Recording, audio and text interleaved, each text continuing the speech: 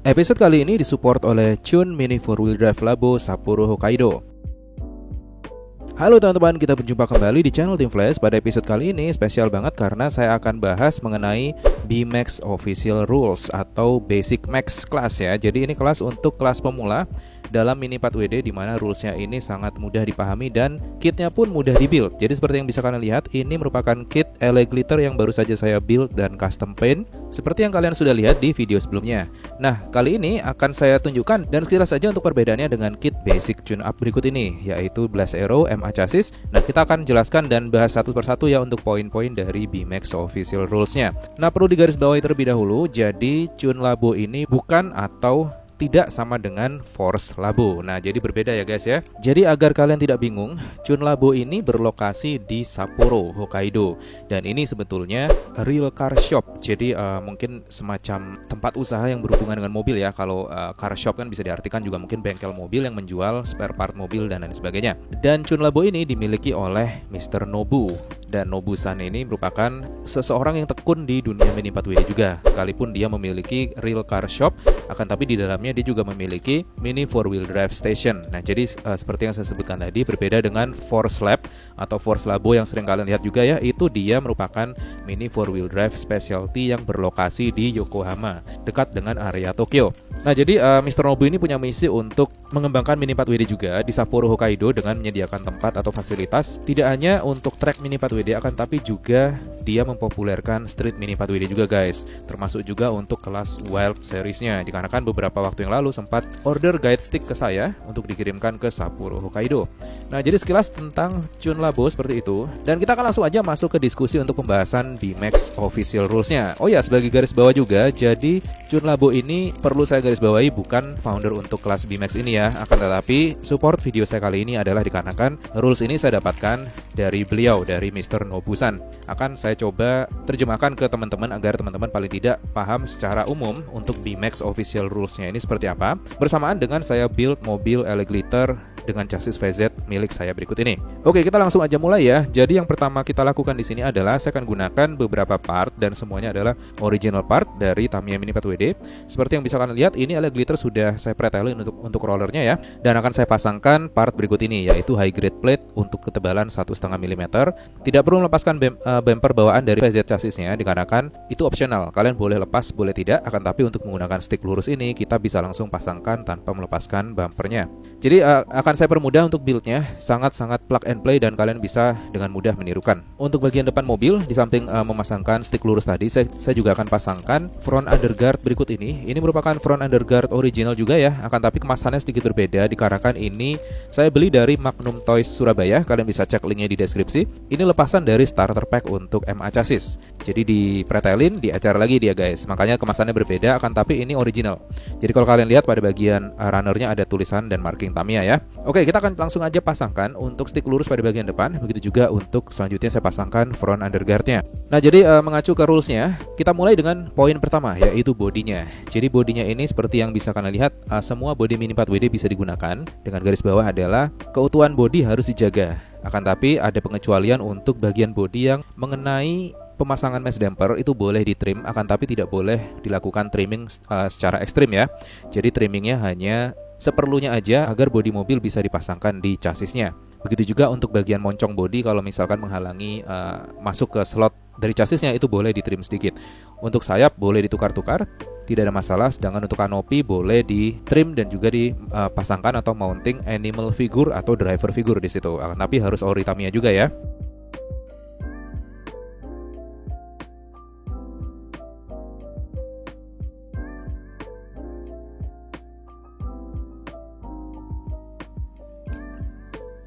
Oke, saya potong dulu untuk kita masuk ke bagian pemasangan roller pada bagian depannya. Nah, jadi seperti yang kalian lihat ini, jadi saya bacakan sekaligus kalian bisa lihat proses buildingnya di layar kalian, oke? Untuk roller saya gunakan double roller aluminium 12-13 mm dengan ring karet, dan saya pasangkan secara normal aja dengan ring karetnya pada bagian atas.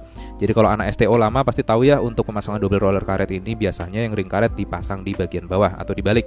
Akan tapi ini saya pasangkan secara normal aja dengan menggunakan tiang AO dan dibaut dengan aman dan baik. Pada bagian bawahnya menggunakan spacer 1 mili ditambah spring washer, lalu dibaut menggunakan mur seperti biasanya guys.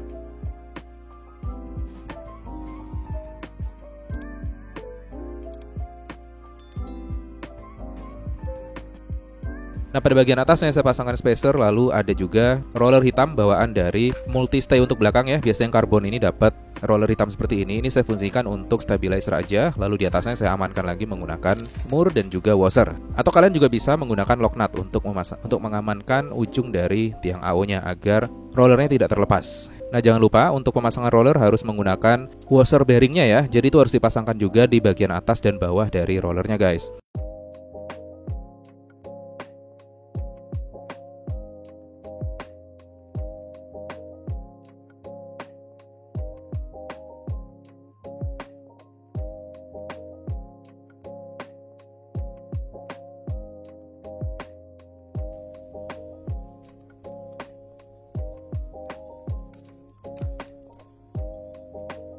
Oke, setelah selesai seperti ini, bagian dari bumper depan sudah terpasang beserta dengan front underguardnya. Nah, sekarang kita akan masuk ke bagian bumper belakang dengan melakukan pemasangan high grade plate yang sama. Jadi tadi satu set mendapatkan 2 pieces. Ini cocok sekali, kita bisa langsung pasangkan pada bagian depan dan belakang. Sedangkan untuk bagian remnya ini dikarenakan di mana-mana lagi kosong saat video ini dibuat ya, untuk brake stay yang mendapatkan busa remping. Tapi nggak tahu setelah video ini saya up mungkin sudah ada stoknya. Jadi oleh karena itu saya pakai part yang saya miliki aja sementara, yaitu brake set berikut ini. Nah, ini juga kalian bisa beli, linknya ada semua di deskripsi. Jadi ini bisa dibilang sih semi budget lah, saya bisa bilang untuk buildingnya ya. Dan nanti di akhir video saya akan utarakan kisaran harganya beserta dengan variasi harganya juga menggunakan part yang berbeda. Jadi stay tune, pastikan kalian lihat sampai habis.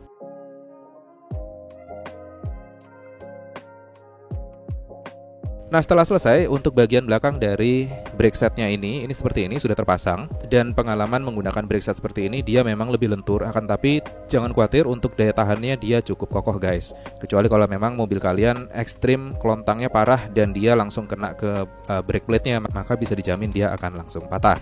Nah, setelah terpasang seperti ini, jadi untuk bagian brake plate yang belakang ini bisa kalian maju atau mundurkan, ada 2 lubang di situ. Sesuaikan saja dengan bagaimana settingan yang kalian kehendaki, guys.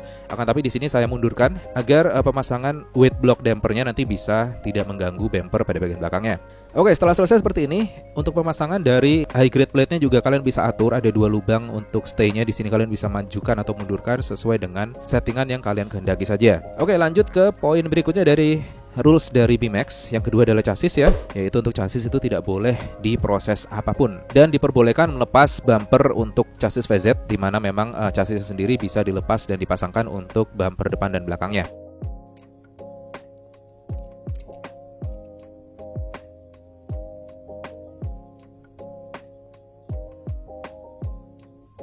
Oke, kita kembali ke settingan buildingnya. Jadi untuk roller belakang saya menggunakan roller 19 mm ringless yang dish ya. Ini yang warna merah, dikarenakan yang baru yang warna merah itu masih terjangkau lah ya kalau saya bilang. Tapi yang biru itu udah mahal banget guys. Kalian bisa cek juga di deskripsi, ada linknya. Sedangkan yang merah ini lepasan dari chassis FMA. Jadi ya beginilah, karena keterbatasan part yang baru hanya high grade plate dan juga front underguard dan juga brake plate belakang. Untuk part lainnya sih ini lepasan semua ya. Jadi kelihatan untuk roller juga udah kelihatan bekas dipakai banget yang atas. Sedangkan yang bawah ini masih relatif agak baru. Dan untuk pemasangannya pun ini harus diakali untuk bagian belakang dari VZ. Dikarenakan saya tidak menggunakan high grade rear stay untuk bumper belakang, tapi menggunakan stick lurus. Mau nggak mau untuk bumper bawaan dari VZ-nya tidak dilepas.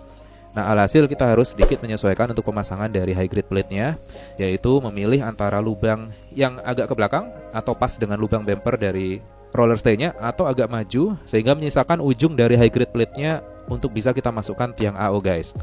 Nah, kelemahannya kalau kita pasangkan tepat di lubang pemasangan dari bumpernya, itu untuk ujung dari tiang AO-nya mau nggak mau harus masuk ke lubang dari bumpernya guys. Alhasil untuk roller bagian bawah itu tidak bisa dipasang. Itu sebabnya saya pasang agak maju menggunakan lubang yang terdekat dengan roda belakang. Lalu tiang AO-nya saya balik dan saya gunakan spacer untuk memasangkan ke high grade plate-nya agar roller belakang bawah masih tetap dapat dipasang tanpa mengganggu atau memotong bumper sama sekali. Jadi rules-nya memang tidak boleh diapa-apain chassisnya, termasuk melakukan trimming sama sekali. Oke, setelah terpasang seperti ini kira-kira, jadi kalian bisa akalin ya untuk pemasangannya. Kalau menggunakan roller 19 mm harus seperti ini agar tidak melakukan trimming pada bumper belakangnya guys. Tapi akan lebih mudah jika kalian menggunakan rear multi-stay untuk high grade plate-nya. Oke, berikutnya setelah terpasang, saya pasangkan block damper weight atau mesh damper block dengan bobot yang ringan ini. Jadi ada lagi di atas ini yang lebih berat. Ini saya baut aja ke lubang yang sudah tersedia di brake plate belakang. Jadi nggak masalah, ini bisa kita langsung baut aja tanpa perlu melakukan piercing ya, atau ditembus dari bawah ke atas, itu nggak perlu. Jadi dibaut aja selama masih bagus lubangnya. Jadi nggak terlalu loss juga. Baut belum lepas, maka kita bisa pasangkan seperti ini saja. Dan sudah selesai untuk bumper belakang seperti ini. Sekarang kita akan lanjut untuk side stay-nya. Nah, jadi di kelas B-Max ini boleh kita gunakan side damper juga. Jadi sebetulnya sih ini sudah mencakup kelas side damper, hanya saja nanti ada beberapa poin minor yang membedakan antara kelas side damper dan juga B-Max class. Nah, kita pasangkan menggunakan high grade side stay berikut ini. Ini juga kalian bisa beli, linknya ada di deskripsi ya. Dan pemasangannya pun harus diakali. Jadi beberapa kali saya lihat postingan baik racer Jepang dan Indo, untuk VZ chassis ini side stay-nya ini mudah sekali patah guys. Terutama jika kita hendak menggunakan mesh damper yang heavy seperti ini. Ini dikarenakan settingan sementara aja sampai kita jalankan test run-nya nanti. Saya nggak tahu performanya bagaimana. Jadi sementara saya pasangin yang heavy dulu, dan pemasangannya harus diatur. Dalam artian untuk attachment point depan dan belakang ini harus disambungkan ke attachment point pada chassis depan dan belakang tengahnya. Ini agar memperkokoh aja pemasangan dari side stay-nya agar nggak mudah patah.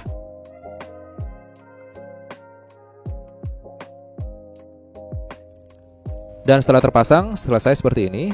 Prosesnya juga sederhana, menggunakan baut panjang. Saya baut dari bawah, lalu saya kencangkan dengan spring washer, mur, lalu saya kunci di atas menggunakan ball caps juga. Nah, ball caps ini juga kalian bisa beli secara terpisah ya.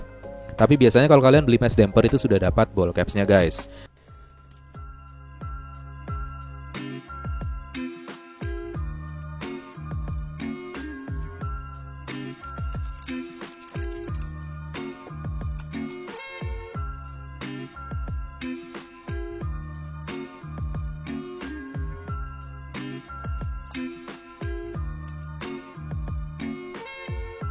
Nah, proses berikutnya adalah proses memasangkan atau mengganti as bawaan 60 mm dari VZ-nya menggunakan as 72 mm. Ini saya gunakan yang reinforced black yang warna hitam. Ini juga kalian bisa beli partnya secara terpisah. Ataupun kalian nggak mau nembus velg juga boleh. Jadi pakai as 60 bawaan dari kitnya juga nggak masalah. Itu bebas aja. Cuma di sini saya gunakan 72 agar mobil lebih lebar sedikit untuk jatuhnya dari masing-masing wheelsnya. Nah, di sini caranya adalah menggunakan handy drill berikut ini dengan mata bor yang lebih kecil. Jadi kalau kalian lihat ya, ini saya ukur dengan digital caliper. Dia bawaannya itu handy drill adalah 2 mm guys. Ini kalau kalian pakai, dijamin lubang wheels kalian akan loss. Jadi velgnya bakal longgar dia. Nah, itu sebabnya kalian harus ganti dengan diameter drill bit yang lebih kecil. Di sini saya pakai yang 1,5 mm dan ini sesuai dengan yang biasanya saya gunakan. Kalian bisa pakai yang sedikit lebih besar, 1,7, 1,8 atau bahkan 1,9, nggak masalah. Perbedaannya ya, kalau lebih kecil akan sedikit lebih sulit untuk memasangkan atau masukkan wheelsnya ke asnya guys.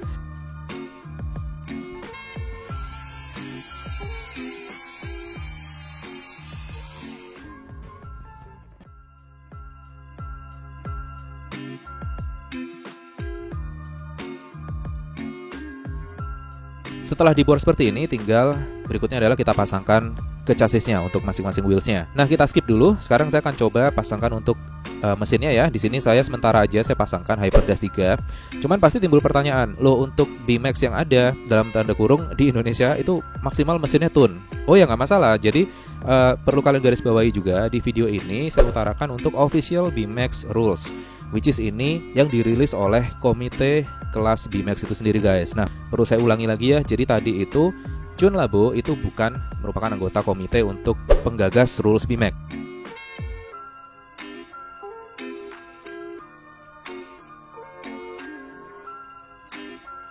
Nah, jadi pada dasarnya seperti itu. Jadi rules ini adalah rules secara universal agar teman-teman di sini bisa mengadopsi secara universal juga bagaimana rules dari B-Max itu. Nah, perkara nanti masing-masing toko melakukan adaptasi dan juga inovasi atau penyesuaian lagi, bebas banget. Dan tugas kalian sebagai racer yang sportif adalah mengikuti dan patuh terhadap rules yang dikeluarkan oleh masing-masing toko guys. Dengarkan ya, rules ini bisa sekali untuk disesuaikan lagi dengan bagaimana kita bermain di Indonesia. Jadi nggak masalah, kalian ikutin aja dan kalian harus hormatin rules yang dirilis oleh masing-masing penyelenggara atau toko. Oke, jadi kembali ke mesin. Saya sempat nanya ke Nobu-san ya, untuk mesin ini gimana sih? Boleh nggak kita pakai mesin selain Chun? Nah, jawabannya sih seperti ini guys. Jadi bebas aja disesuaikan dengan kebutuhan track. Intinya seperti itu. Jadi di sini saya pasangin aja yang ada karena sementara saya punya yang ini, yang Chun lagi kepasang di mobil-mobil STB ya. Ini sementara saya pasangin aja untuk kebutuhan nanti bagaimana di track. Kalau misalkan terlalu kenceng atau gimana ya kita bisa turunkan ke live dash atau ke Chun motor. Oke, setelah itu kita bisa pasangkan untuk wheelsnya. Nah, jadi di sini lagi-lagi kita harus gunakan alat bantu yaitu mounting tool agar pemasangannya presisi dan tidak goyang-goyang dia untuk velgnya. Dan di sini seperti yang bisa kalian lihat ya, saya pakai hexagonal ball bearing. Ini juga kalian bisa beli secara terpisah untuk partnya. Kalian bebas bisa gunakan yang round hole ball bearing atau bearing AO620 juga bisa. Hanya saja untuk yang AO620 lebih mahal harganya. Dan nanti di akhir video kalian bisa lihat kira-kira kisaran harganya jika gunakan bearing AO tuh jatuhnya totalnya berapa. Jadi stay tune, pastikan lihat sampai selesai. Dan setelah terpasang seperti ini, untuk bagian belakang wheelsnya sedikit lebih lebar jika dibandingkan dengan bagian depannya.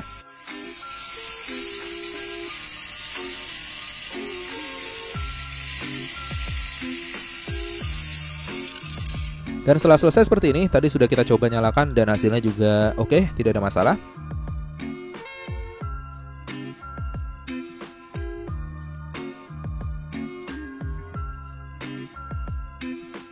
Sekarang kita cek di setting board juga tidak masalah. Selanjutnya tinggal kita pasangkan brake sponge-nya aja. Kalian bisa gunakan brake sponge apapun. Untuk sementara saya pasangkan bawaan dari rear brake set berikut ini guys, yang abu-abu ya. Karena depan tidak ada brake sponge-nya, hanya underguard aja. Jadi bisa dipastikan sini mobil lompatnya bakal liar banget. Itu sebabnya belakang saya pasangin yang abu-abu aja guys. Oke, kembali ke rules untuk mesh damper. Jadi untuk general rule-nya itu mesh damper harus dipasangkan secara stationary atau tidak bergerak. Dalam hal ini maksudnya adalah semua jenis lantern setup itu nggak boleh, termasuk adalah variasi-variasi dari pemasangan mesh damper itu sendiri seperti Tohoku dampers, Catcher dampers, guillotines, and Doraemon dampers atau Doraemon lantern. Nah, bentuknya seperti ini guys. Kalian bisa cari tahu sendiri masing-masing dari settingan ini ya kalau kalian mau. Jadi damper tuh harus terpasang di baut dan harus stationary atau diam. Dan untuk penggunaan ball link mesh damper atau mesh damper dengan ball joint atau ball joint connector itu diperbolehkan selama pemasangannya ke belakang dan ke depan untuk masing-masing bumper. Jadi untuk bumper belakang harus ke belakang, bumper depan harus ke depan. Tidak boleh melewati batas as roda. Nah, jadi kira-kira untuk damper seperti itu. Lebih detailnya nanti rulesnya akan saya masukkan ke blog page saya. Kalian bisa cek di sana ya, kalian baca dan kalian pelajari baik-baik. Kalian bisa cek langsung, nanti translatannya akan sudah saya siapkan untuk bahasa Indonesia aja guys. Oke, masuk ke rules tires and wheels atau roda dan ban. Nah, jadi di sini untuk roda dan ban itu harus sesuai, dalam artian ban itu harus menggunakan ban yang sesuai dengan velgnya. Kalau low profile ya harus low profile, kalau yang large harus yang large, kalau yang small harus yang small. Tidak boleh ada processing sama sekali, dalam hal ini trimming ataupun proses penciutan ban. Jadi ada kan ban yang direndam di thinner itu dia akan menciut nanti. Misalkan ban large diameter akan jadi kecil dan sebagainya. Nah, itu tidak boleh dan diperbolehkan melakukan penembusan velg selama ujung velg yang keluar seperti yang saya tunjukkan tadi itu harus ditutup. Kalau dia over kepanjangan gitu ya misalnya, harus ditutup dengan entah Tamiya tape atau rubber tube atau apapun itu. Intinya harus ditutup. Pemasangan velg boleh dibalik, jadi bagian tonjolannya itu mengarah keluar itu boleh. Dan berikutnya kita masuk ke poin bumper, gimmick dan juga rem. Nah, jadi di sini penggunaan slide damper dan part lainnya itu harus sesuai dengan instruksi pemasangan dari grid up parts itu sendiri guys. Jadi kalau slide damper ya kita pasang sesuai dengan petunjuk pemasangannya. Dan untuk rem itu untuk brake sponge-nya juga harus brake sponge yang disediakan oleh Tamiya itu sendiri. Sekilas untuk poin ini adalah seperti itu. Detailnya kalian bisa cek di blog page saya ya. Lalu masuk ke poin roller. Jadi roller sama, tidak ada batasan untuk jumlah maksimal ya. Jadi bebas kalian pasang sebanyak mungkin. Diperbolehkan melakukan proses design processing, yaitu mengubah diameter roller, mengubah warna dan sebagainya. Kan tapi tidak diperbolehkan jika tepian roller dapat menimbulkan kemungkinan terjadinya cedera atau merusak track guys. Masuk ke poin berikutnya yaitu motor atau dinamo, baterai dan lain sebagainya. Jadi untuk penggunaan dan pemasangan dari mesinnya ini nggak boleh dibalik guys. Jadi misalkan dulu kan musim tuh ARFM ya atau Super 2 FM. Nah itu di kelas B-Max itu nggak boleh guys. Jadi harus misalkan rear motor ya harus dia sesuai dengan itu harus rear motor. Sedangkan untuk front motor seperti FM, FMA dan sebagainya harus seperti itu, tidak boleh dibolak-balik untuk arah dari chassisnya. Untuk mesin tidak boleh dibuka. Jadi seperti yang saya tunjukkan di video ini ya, mesinnya cowakan itu nggak boleh kalau di BMX official rules-nya.